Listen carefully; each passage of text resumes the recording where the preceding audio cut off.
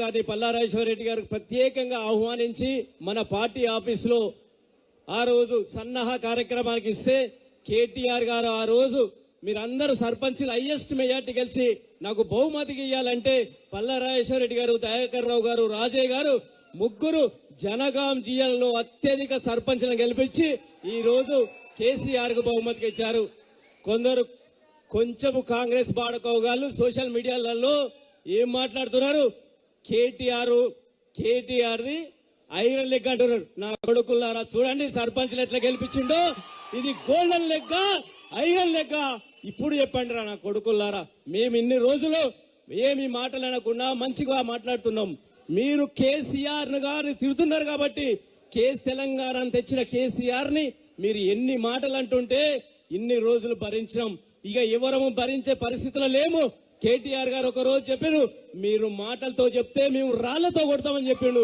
ఖచ్చితంగా కేసీఆర్ గురించి ఎవడైనా ఇక నుంచి మాట్లాడితే ఊకలేం. ఈ రోజు కేసీఆర్ అనే వ్యక్తి లేకపోతే, తెలంగాణ తీసుకురాకపోతే ఈ రోజు కాంగ్రెస్ లో ముఖ్యమంత్రులు, పిసిసి ప్రెసిడెంట్లు, వేరే పార్టీ వాళ్ళన్నా సమైక్యవాద ఆంధ్రుల నాయకత్వం దగ్గర చెప్పులు మోసుకుంటూ బతికేవాళ్ళు. ఈ రోజు మీరు గౌరవంగా ఇలా ముఖ్యమంత్రి పదవి ఉంది అంటే, ఇలా పిసిసి ప్రెసిడెంట్ ఉందంటే కేసీఆర్ దయ కాదా? ఈ రోజు తెలంగాణలో హైకోర్టు జడ్జిలుగా మనవులైతున్నారు. ఇలా తెలంగాణ హైకోర్టుకు మనోళ్ళు అన్ని ఊరుగా అదవుతున్నారు. ఈ రోజు తెలంగాణలో ప్రతి ఒక్కరికి ఆత్మ గౌరవంగా బతికే పరిస్థితి తీసుకొచ్చిన కేసీఆర్ ను ఇలాంటి తెలంగాణ గాంధీ అని పిలుచుకునే మన కేసీఆర్ ను తిడుతుంటే మన రక్తం మరిగిపోతుంది. ఇక నుంచి మనం ఊకునే ప్రసక్తే లేదు. కేసీఆర్ గారు ఇన్ని రోజులు మనం శాంతియుతంగా ఉండి తెలంగాణ తీసుకురమ్మన్నారు, కానీ కేసీఆర్ తిడుతుంటే మనం శాంతియుతంగా ఉండు కరెక్టా? మనము వాళ్ళను ఎట్టి పరిస్థితుల్లో ఎక్కడికక్కడ నిలదీసి ఏ ఊరికి ఆ రోజు కేసీఆర్ ని ఎవడైతే మాట్లాడతాడో వాళ్ళను ఎట్లా చూడాలో, వాళ్ళని ఎట్లా ఎదుర్కోవాలో మీరు అందరూ కూడా మనం ఎదుర్కోవాలి. ఖచ్చితంగా మళ్ళా కేసీఆర్ గారిని సీఎం చేసేదాకా మన పోరాటం ఆగద్దు, మనం కష్టపడాలి. మీ అందరి చేతులు మీరేమి బాంబులు ఏం అవసరం లేదు, మీరేం రాలి ఏం అవసరం లేదు. మీ చేతిలో సెల్ ఫోన్ ఉంది. నా కొడుకులు తిడుతుంటే ఫోన్ తీసి రికార్డ్ చేసి మీ సోషల్ మీడియాలో పెడితే సరిపోతుంది. వాళ్ళ ఒక్క దెబ్బకి మనకున్న సోషల్ మీడియా సైన్యానికి వాడు దెబ్బకు చచ్చిపోతాడు. కానీ మనలో ఇంకా కొంచెం ఎక్కడో అక్కడ భయం ఉంది. నిజంగా భయపడుకుంటా, కేసులకు భయపడుకుంటా బతుకుతే అది మనకు ఒక బ్రతుకు కాదు. మన నాయకుడిని, తెలంగాణ తెచ్చిన నాయకుడిని ఈ రోజు అందరినీ అభివృద్ధి ప్రదంలో తీసుకెళ్లిన కేసీఆర్ ని గారు తిడుతుంటే మనం ఊరుకుంటే అది మనకు మంచిది కాదు, భవిష్యత్తు తరాలకు కూడా మంచిది కాదు. రేపటి మంచి అభివృద్ధి గల నాయకుడు రాబోతున్నాడు మన కేటీఆర్ లాంటి నాయకుడు. ఈ రాష్ట్రంలో దేశంలోనే నెంబర్ 1 తీసుకొచ్చి ఐటీ రంగంలో కావచ్చు, అనేక రంగాలలో కావచ్చు కేటీఆర్ గారు చూపిన చూపే ఈ రోజు వాళ్ళు దొంగ మాటలు చెప్పి, అబద్ధాలు చెప్పి, వాళ్ళ అబద్ధాలకి ఇవాళన్నిటి కూడా మనం సమాధానం చెప్పాల్సిన అవసరం ఉంది. కానీ కేటీఆర్ అన్న ఒక రిక్వెస్ట్, ఇన్ని రోజులు మీ తెలంగాణ ఉద్యమంలో నిజాలు చెప్పించారు.